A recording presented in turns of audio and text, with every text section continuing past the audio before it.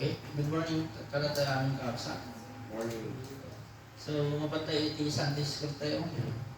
Iti lesson tayo tangal daw is all about the character of God. So, dito na tayo sa character ng Panginoong Diyos. So, for today's lesson is what we call incommunicable attributes.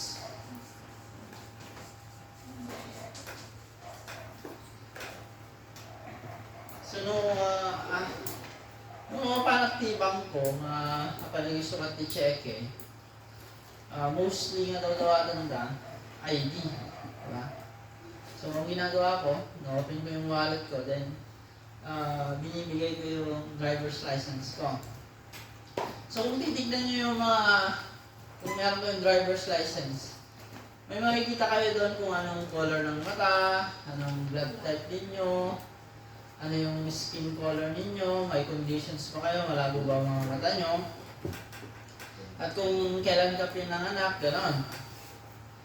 So yung mga characteristics na makikita mo doon, yun yung tinatawag natin na human attributes. So yun yung mga nakakapag-describe dun sa tao nyo.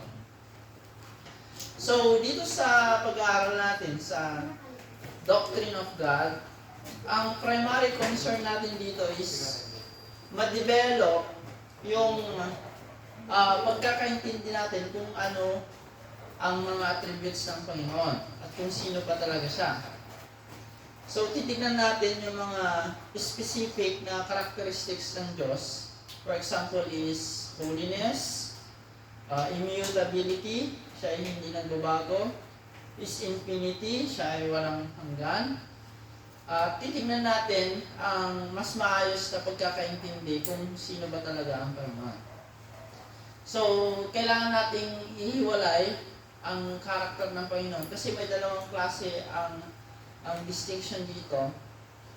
Yun yung tinatawag natin na communicable attributes at saka yung incommunicable attributes. So, for this day, ang pagpupukusan natin is yung mga incommunicable attributes. So before that, let's pray. Panginoon, nagpapasalamat kami sa oras na ito na iyong binigay upang sa gayon, Panginoon, ay mapag-aralan namin ang iyong mga salita. Gayon din naman, Panginoon, ay mapag-aralan namin kung sino ka, Panginoon, sa buhay namin. Dinadalangin ko, Panginoon, na ikaw ang siyang magturo sa amin at magbigay ng pangunawa sa bawat isa. Gayon din, Panginoon, natulungan mo ang lingkod na may paliwanag ng maayos sa mga bagay nito. Tinataas po namin ang iyong pangalan sa pangalan ng Jesus. Amen.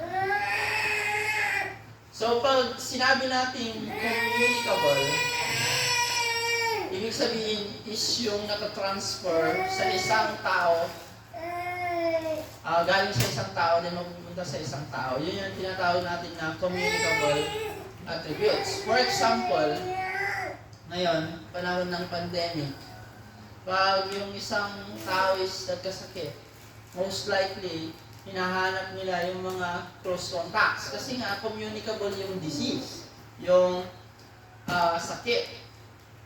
So, napapasa-pasa siya sa iba't ibang klase ng mga tao.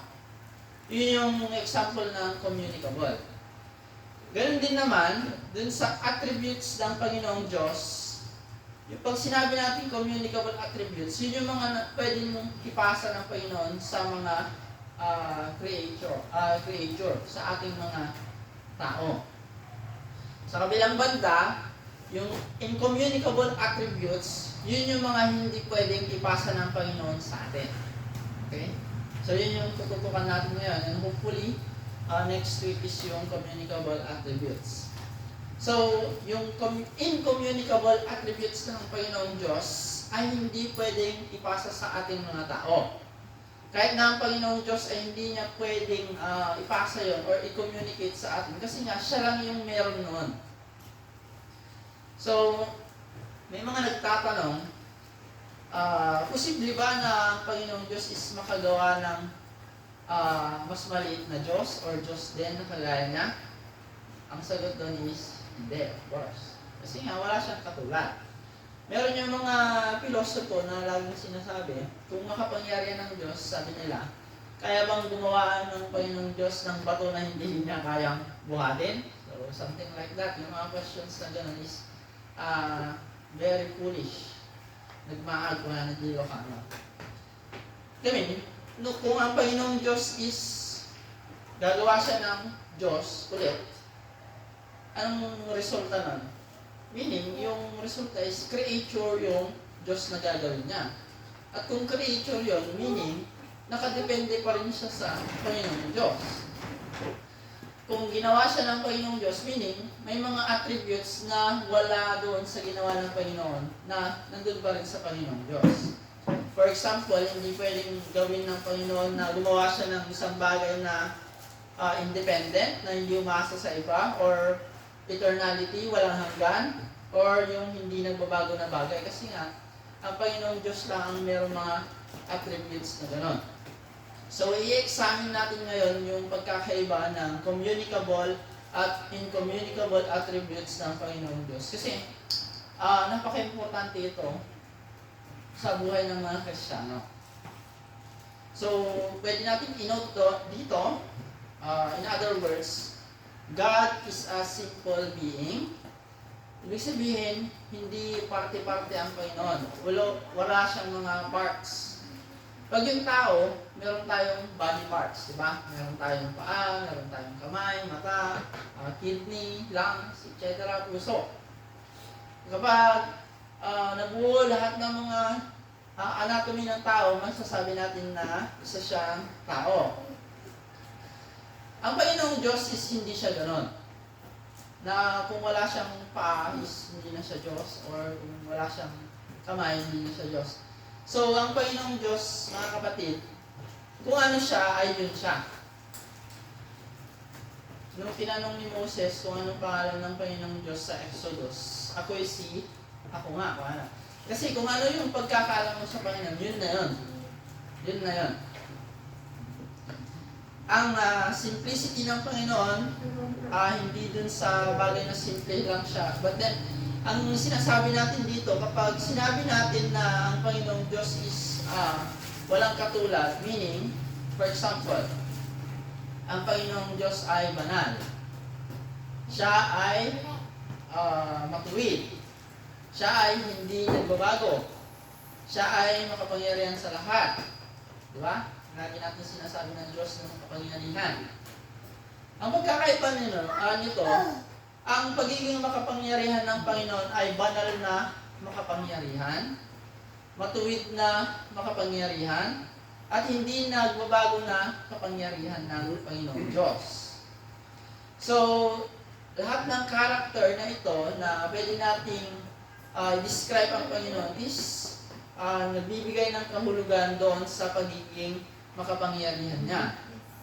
Hindi siya yung 1/4 na holiness, 1/4 na omnipotence, 1/4 na immutability, or hindi siya nagbabago. No? Kung bagay ng GK, kung makasakaligan, part-part siya. No, may isa, ito ay kasi part 1, part 2, part 3. Hindi ganun ang Panginoon. Ang Panginoon is buo siya na in the sense na banal siya, makapangyarihan siya, at hindi siya nagbabago. So, hindi mo pwedeng paghiwalay dito. Na 1/4 na ganito, 1/3 na ganyan, 2/3 na ganito, etc. So, ang pagkakaiba ng communicable at incommunicable attributes ng Panginoon Diyos ay napaka-importante sa atin upang maunawaan natin ang pagkakaiba ng Diyos at ng kanyang mga nilalang. Okay? So, walang nilalang na pwedeng magkaroon ng mga bagay na sa Panginoon lang makikita. Sa theology, meron tayong tinatawag na aseity. So, I think hindi nyo pa narinig yung word na yan. Aseity. Kasi nga, yung aseity na word na yan is pwede mo lang describe sa Panginoon Diyos. Hindi mo siya pwedeng gamitin sa tao. Anong ibig sabihin ng aseity na yan? So, ang pagkakaiba ng Panginoong Diyos sa ating mga nilalang ay yung tayong mga nilalang ay mayroon tayong pinanggalingan at ang buhay natin ay nakakondisyon lang sa Kanya at nakadepende tayo sa Panginoon. Diba? Ang Panginoong Diyos ay hindi siya nakadepende sa anumang bagay. Meron siya kapangyarihan na mabuhay ng siya lang sa sarili niya. Tayo, kung hindi ka na makahinga, anong ginagawa nila sa mga nandun sa hospital? Nilalagyan nila ng oxygen kasi yun na lang yung pwedeng bumuhay sa kanila or yung mga aparato. Pero ang Panginoong Diyos is hindi niya kailangan ng mga ganung bagay upang sa ganun is manatili siyang buhay. Ang Panginoon ay walang pinanggalingan. So kung tatanungin natin kung ang Panginoon ba ay ginawa ng iba or etc. may saan siya ang galing. So, ang sagot doon is wala siya pinanggalingan kasi siya ang lahat ng pinanggalingan ng lahat ng mga bagay.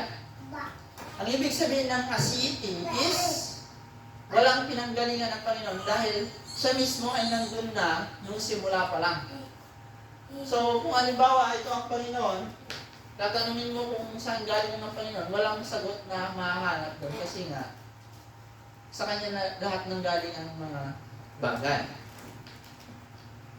So, ang scripture sa Acts 17 verse 28. Sinabi ni Apostol Pablo dito, kinote niya yung Greek proverb, Acts 17:28. We live and move and have our whole being. Sapagkat sa Kanya tayo'y nabubuhay at nagsisikilos at mayroon tayong pagkatao. So, sinong dinidescribe niya dito? Tayong mga tao ay nakadepende sa Panginoon, kaya tayo nabubuhay, nagsisikilos at kung bakit tayo mayroong hininga. So, ang buhay natin, mga kapatid, is nakadepende sa Panginoon. Pero ang Panginoon is hindi siya nakadepende sa atin. Okay? So, hindi yun vice versa. Tayo ay nakadepende sa Panginoon, ngunit ang Panginoon is hindi niya tayo kailangan para mabuhay. Pero tayo, hindi natin kaya mabuhay kung wala ang Panginoon. Kasi nga, yung kapangyarihan niya, yun yung nagsusustain sa atin. Kaya tayo humihinga sa mga oras na ito. Ang ibig sabihin nun, nung pinanganak ka, yung unang hininga mo, ay nakadepende sa Panginoon mismo. So, ang mga nilalang ng Panginoon ay siya rin ang nagsusustain at siya rin ang nagpre-preserve ng mga yon. So, tayo ay nakadepende upang sa ganon is tuloy-tuloy na mabuhay sa Panginoon. Kasi nga, kung wala ang Panginoon is wala rin tayo, basically. So, yun yung pagkakaiba ng Diyos at ng tao. Tayo is nakadepende sa Diyos, then ang Panginoong Diyos is wala siyang kailangan na kahit ano na pwede natin gawin. Kasi ganun is madagdagan ang kanyang kalwalakian, madagdagan ang kanyang kabanalan, etc. So wala tayong pwedeng i-contribute sa Panginoon upang sa ganun is patuloy siyang mabuhay. So, meron yung mga atheist. So, kung may paliwanag tumatili natin, yung atheist, ayun yung mga tao na hindi naniniwala sa Diyos. Meron yung argument nila, okay, na na-argue nila na wala daw Diyos or hindi daw makapangyarihan ng Diyos. Sabi nila, hindi sila naniniwala na merong Diyos kasi nga, ang argument nila is lahat daw ng bagay ay merong pinanggalingan or lahat ng sanhi ay merong bunga. At lahat ng bunga is meron siyang sanhi or lahat ng effect na nangyayari sa mundo is meron siyang tinatawag na cause. I think na pag-aaralan natin sa school yung tinatawag natin na cause and effect relationship. Kapag merong dahilan, merong nangyayari na consequence. Okay? So, ang argument ng mga tao ito, kung merong Diyos, sabi nila, meaning, meron siyang pinanggalingan. Yun yung argument nila. Kaya nagsulat siya ng libro, meron itong si John Stuart Mill, he is an atheist. Ginamit niya yung libro niya, sabi niya dito, Why I Am Not a Christian. Nagsulat siya ng libro, ang title is, Bakit Ako Hindi Kristiyano. Wala na. Now, yung taong ito is, mali siya, of course. Ang kanyang pagkakaintindi sa cause and effect relationship ay mali. Kasi nga, every effect has a cause. Okay? Every effect has a cause. Lahat ng effect or bunga ng Tagalog is meron siyang tinatawag na cause. Dahilan. Kung bakit nangyayari ang mga bagay, di ba? Ang argument nila, ang Panginoong Diyos daw ay may pinanggalingan. Kung lahat ng bagay ay merong kwan, sabi nila, yung argument nila, kung ang lahat ng bagay ay may dahilan, then ang Panginoong Diyos is merong pinanggalingan or meron siyang naging sanhi, kaya siya meron ngayon. But, ang false understanding dito is, tingnan natin, lahat ng effect kailangan na may cause. Or lahat ng naging bunga is merong dahilan. Ang problema dito is, ang Panginoon is wala siyang sanhi or wala siyang cause kung bakit siya nabubuhay. Ang argument dito is, hindi lahat ng bagay is merong pinanggalingan. Kasi nga, exception dito ang Panginoong Diyos. Okay? So, hindi natin pwedeng sabihin na lahat ng bagay is may pinanggalingan. Kasi nga, yung mga nagbunga lamang ang merong mga sanhi. Ang Panginoong Diyos is exception doon. Exempted siya doon sa bagay na yun. So, mali yung bagay na sasabihin natin is lahat ng bagay ay may dahilan. Naku na. Niya po Diyos. Ako pati dahilan mo ako yung advice na. So, it's a false understanding. Pero pwede natin sabihin na lahat ng bunga is may dahilan. Pwede yun. Pero hindi natin pwedeng magtaklan ng ibang mga aming abahan ito at dahil purpose na minaday tinagapuan na ano ko na. Kasi lang mo dahil magbagan na niya ako at dahil tinagapuan na. So, nung iubing, pag yung bata is pinanganak, anong dahilan? Kasi nga, yung mag-asawa. No, kung halimbawa is hindi ka marunong lumangoy, nalunod ka, ang dahilan nun is dahil hindi ka marunong lumangoy. So, something like that. Kailangan ba ng Panginoon ng dahilan para sa Leonis mabuhay siya? Of course not. Meron siyang tinatawag na being na siya ay, ang Panginoon is self-existent. So, meaning ng deity is eternal and self-existent. Meaning, siya ay walang hanggan, wala siyang pinanggalingan, wala siyang katapusan, wala siyang hanggan, kaya niya mabuhay ng siya lang. Okay? Kahit nga hindi niya tayo ginawa walang epekto yun sa kanya Kahit na hindi ka buhay ngayon, halimbawa, wala yung epekto sa pagiging Diyos niya. So, meron isang kwento, dalawang bata na naglalakad, sabi nila.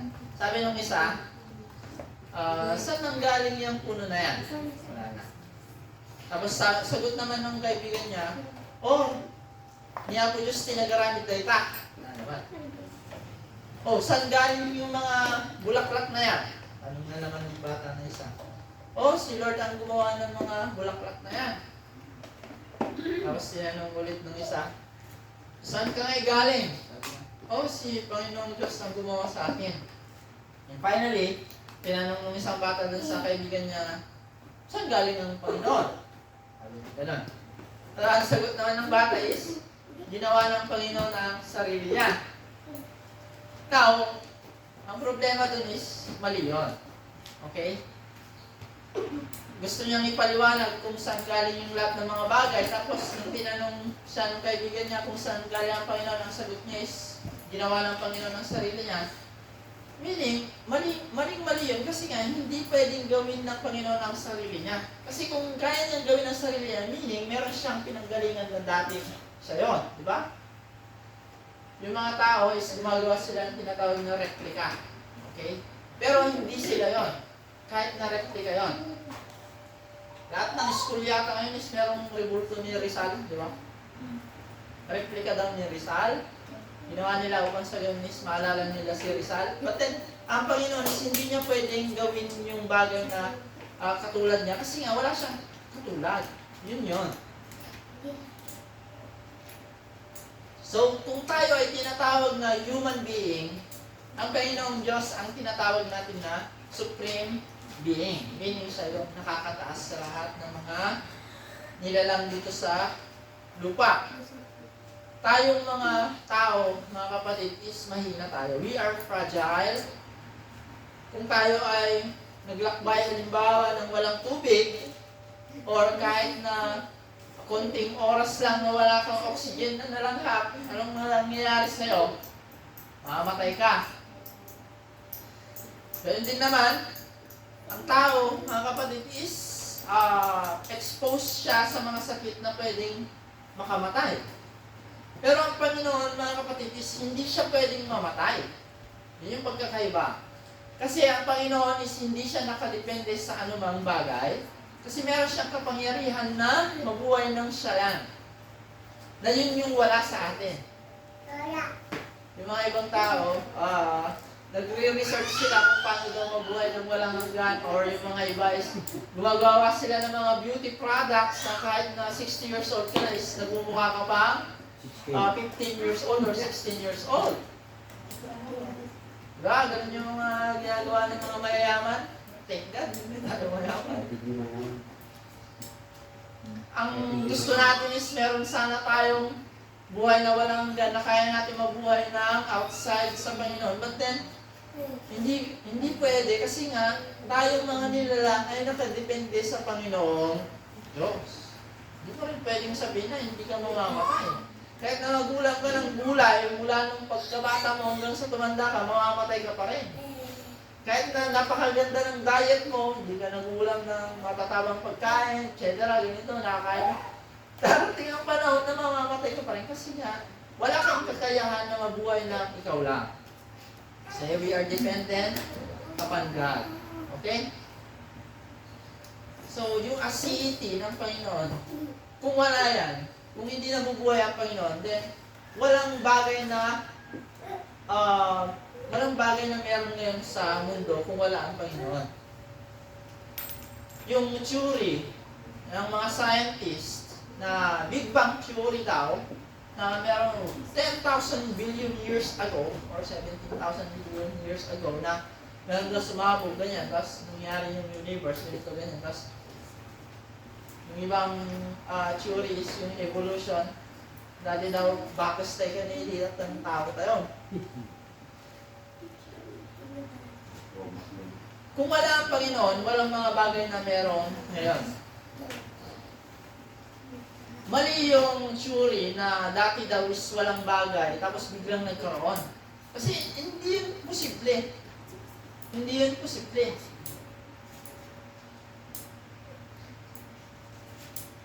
Nung naday di, tiyaddan, hindi punganay. Kaya nasa ulgaro, dati nagkapuan nagitiahin na banbanan.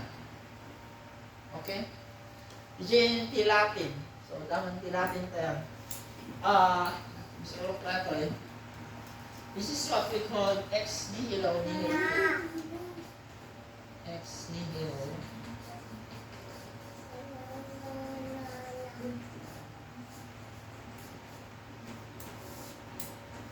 Kaya nasa undeta, out of nothing, nothing comes. Kung wala ang isang bagay is wala na siyang may produce. Kung yung bangko mo is zero, hindi mo pwedeng gamitin yung bangko mo na pambayad. Kung yung bulsa mo is walang laman, hindi ka pwedeng makapagbayad sa store. Kung wala ang Panginoong Diyos nung simula pa lang, meaning wala rin mga bagay na meron ngayon. Yun yung ibig sabihin niya. Ngabno niya ako Diyos kat addan, hindi ko nga na, kaya nasa ulgarod, aming nga addan dito yung pakswa, sikatan siya, kung dagiti kay kayo, dagiti ana animals, kapsa dagiti kay kayo, dagiti ruot, kas kalabaybay, etc., bantay, Kaya nangarag nga sa awan, ada tinagapon na dagita nga manbanat. Kat uri da di may sangaro at kapsa, ipukpukaw na darang niya ako Diyos hindi po nga na eh. Tadawan niya ako Diyos, awan niya di makita marot, especially awak ka matatanga gundaway kapsa. Uri pa dati nga chok, ang panpanagdag nga niya ako Diyos. Tadawan niya ako Diyos kapsa, awan da ito nga chok. Niya po Diyos kapsat, hindi niya pwedeng ipasa sa atin yung pagiging walang hanggan niya. Although pwede nating makuha yung walang hanggang buhay, pero hindi yung kabaliktaran niya. Kasi ang Panginoon is, nung simula pa lang wala na siyang hanggan, then hanggang sa walang hanggan. Di ba tayo is meron tayong pinanggalingan. Nagkaroon tayo ng buhay nung tayo ay pinanganak, at pwede ka mabigyan ng walang hanggang buhay nung ikaw ay nanampalataya kay Kristo. So pag ganon. So, hindi pwede yung pabalik na walang hanggan kasi nga tayo ay mayroong pinagmulan. Pero ang Panginoon, wala siyang pinagmulan at wala rin siyang hangganan. Yun yung pagkakaiba ng Panginoon sa atin. So, ang eternality is ang hindi pwede ipasa ng Panginoon yan sa atin. Pwedeng ibalik ka ng Panginoon dun sa time na ginawa niya yung langit at lupa. Hindi pwede. Ang Panginoon ay hindi nagbabago. Kasi kung ano siya noon, siya pa rin hanggang sa mga susunod na araw, sa future, 10 years from now, mamatay ka ngayon, 100 years from now. Ang Panginoon ay the same pa rin. Hindi siya nagbabago. In Malachi chapter 3 verse 6, ang nababasa natin doon, and in Hebrews chapter 13 verse 8, si Yesu Kristo ay siya rin kahapon, ngayon, at magpakailanman. In Malachi chapter 3 verse 6, akong Panginoon ay hindi nagbabago. Sapagkat ako, ang Panginoon ay hindi nababago, sabi ng Panginoon Diyos. So, yung incommunicable attributes ng Panginoon is, itinuturo niya tayo sa daan na kung saan ang Panginoong Diyos ay ibang-iba sa atin. Ibig sabihin, yung level ng Panginoon is napakataas na hindi natin pwedeng maabot yun. Ang kanyang mga incommunicable attributes, yun yung mga dahilan kung bakit kailangan natin siyang papurihan, luwalhatiin, at bigyan ng karapat-dapat na pagpapakumbaba sa kanya. So tayo kasi mga tao, di ba, kapag yung isang tao, nag-aral siya ng engineering, then nakapasa siya ng board exam, di ba tinitingnan na natin siya? Or kung hindi naman, ngayong eleksyon, kung yung isang party list nanalo, di ba, tinitingala mo, nanalo si ganito, or kaya, hindi naman, meron siya nakadiscover siya kung paano, makagamot ng cancer. Halimbawa yung isang scientist, binibigyan natin sila ng papuri, di ba? How much more niya ako, Diyos kapsa? Kung ang Panginoon ay hindi nagbabago, siya ay makapangyarihan, siya ay walang hanggan, then, hindi ba karapat dapat ang Panginoon na siya ay papurihan? Diba? Kung yung mga tao is nakapasa lang ng board exam, grabe na yung pinapalakpakan mo ng ganyan. Kung yung kandidato, nag-speech lang ng konti, tapos yun na, palakpakan mo na. Pero bakit ang Panginoong Diyos, kapag siya ang nakikilala ng tao, binabaliwala nila ang Panginoong Diyos? Alalahanin natin, mga kapatid, na tayo ay nakadepende sa Panginoon. Lahat ng hininga natin, yung pang-araw-araw na buhay natin, na every morning na gumigising ka, nakadepende lahat sa Panginoon. So why not? Bakit hindi natin siya binibigyan ng kapurihan? Na-deserve niya yan. Deserve ng Panginoon yun. Na mabigyan siya ng papuri. At ang Panginoong Diyos, mga kapatid, is deserve niya yung pagiging masunurin natin na mga anak niya. At ang worship sa Kanya bilang siya ang lumalang sa atin. So, ilista ko lang saglit yung mga examples ng incommunicable. Number 1 is yung independence. Ang Panginoong Diyos, hindi niya tayo kailangan or sino mang nilalang niya dito sa lupa at sa langit para sa ganis mabuhay siya. Okay? Yan yung ginagawa, yan yung tinatawag natin ng independence. So, to back up with scripture, makikita natin yan sa Acts 17, verse 24 to 25. Acts 17, 24 to 25, sabi niya dito, ang Diyos na gumawa ng sanlibutan at ng lahat ng mga bagay ay naririto, siya'y palibhasa'y Panginoon ng langit at ng lupa, ay hindi tumataan sa mga templong ginawa ng mga kamay, ni hindi rin naman pinaglingkuran siya ng mga kamay ng mga tao na para bang siya'y nangangailangan ng anumang bagay. Yamang siya rin ang nagbibigay sa lahat ng buhay at ng hininga at lahat ng mga bagay. So, ang Panginoong Diyos ay never siyang nangailangan ng kahit anumang bagay. Kasi nga, bakit ka mangangailangan kung sa'yo galing ng lahat ng mga bagay? So, yun yung incommunicable attributes ng Panginoon. Independence. Pangalawa, immutability. Immutability, God is unchanging in His being. Siya ay hindi nagbabago. Ang kanyang pagiging perfecto, hindi nagbabago. Ang kanyang mga purposes, hindi nagbabago. Ang kanyang mga promises, hindi nagbabago. Kung nag-promise ang Panginoon ng isang bagay, never niyong babaguhin yun. Niya po Diyos kapsat, han nga won kanta, haan nga madamdama, hanggang kaslaki ka, no, napasaktan ka ng basit, no, won ko lang kumakas, pari kang taktay, no, napasaktan ka, haan, malikod ko lang ton. Ang Panginoong Diyos is never nagbabago ang kanyang isip.